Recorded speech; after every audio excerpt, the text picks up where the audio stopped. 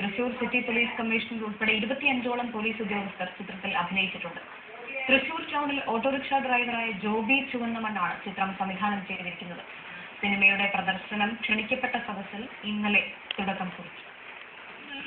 എങ്ങനെ ഒരാൾ കുറ്റകൃത്യങ്ങളുടെ ലോകത്തേക്ക് വഴുതി വീഴുന്നുവെന്നും നേർവഴിയിലേക്ക് എങ്ങനെ മടങ്ങി വരുന്നുവെന്നതുമാണ് ഉണർവായി ചിത്രത്തിന്റെ പ്രമേയം. ഹരി എന്ന ചെറുപ്പക്കാരന്റെ ജീവിത വഴികളിലൂടെയാണ് ചിത്രം കടന്നു പോകുന്നത്.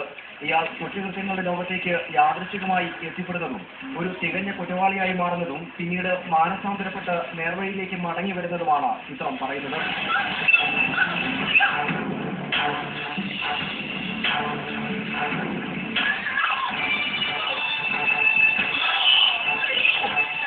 തൃശൂർ സിറ്റി പോലീസിന്റെ സഹകരണത്തോടെ നിർമ്മിച്ചിരിക്കുന്ന ചിത്രത്തിൽ കമ്മീഷണർ ടി വിജയനടക്കം 25ഓളം പോലീസ് ഉദ്യോഗസ്ഥർ വേഷമിട്ടിട്ടുണ്ട്. അസിസ്റ്റന്റ് കമ്മീഷണർ CK തോമസും പോലീസ് വേഷത്തിൽ തന്നെ ചിത്രത്തിലെത്തുന്നു.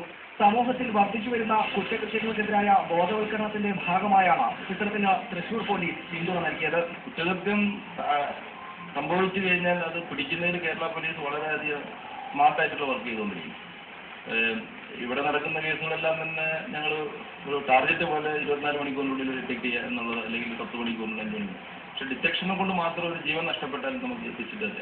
അപ്പം അതിന് പൊതുജനങ്ങളുടെ ഭാഗത്ത് വളരെ നല്ല ഒരു ശ്രദ്ധ അനിവാര്യമാണ്. അങ്ങനെ ഉള്ള ഒരു ബോധവൽക്കരണത്തിൻ്റെ ആണ് സാധ്യതയാണ് ഞങ്ങൾ ഇതിലൂടെ ആരായുന്നത്. ജഗതി ശ്രീകുമാർ ആമുഖാവതരണവുമായി എത്തുന്നു എന്ന പ്രത്യേകതയും ചിത്രത്തിനുണ്ട്. തൃശൂർ ടൗണിൽ ഓട്ടോറിക്ഷ ഡ്രൈവറായ ജോബി ചുവന്നമണ്ണാണ് ഉണർവ എന്ന ഹ്രസ്വ ചിത്രത്തിന്റെ സംവിധായകൻ. റിപ്പോർട്ടർ, തൃശൂർ. കോട്ടയത്ത് ബൈക്ക്